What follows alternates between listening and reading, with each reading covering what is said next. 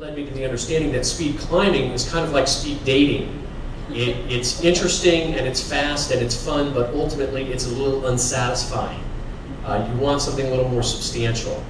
And so that brought me to the first thing that I learned about climbing the world's highest mountains. And that is that in life, probably the most important thing that we can do is to decide to decide. Because I'd thought about climbing the world's highest mountains for a long time, for years.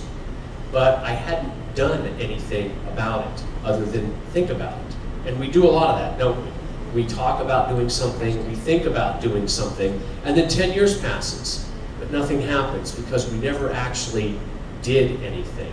This is me standing up on the summit of the highest mountain in my valley. So I moved to a place where there are mountains that I could climb in and train. And so one day I decided to decide. This was one of the most important things that I ever did.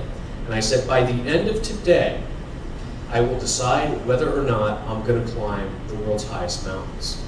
And whatever my decision is, it's fine. That's not what matters. What matters is I have a definitive yes or no, and I can go on with my life. And so by the end of that day, I decided that yes, indeed, I was going to climb the world's highest mountains.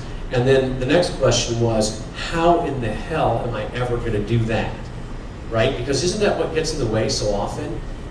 It's not deciding really, it's the how would I ever do that? Because I had climbed 13,000, 14,000 foot mountains, but the mountains I wanted to climb were 8,000 meter peaks, which is over 26,000 feet.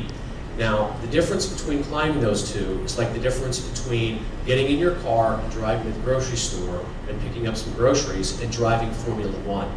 They both have 4 tires and a steering wheel, and that's where all the semblance ends, right there.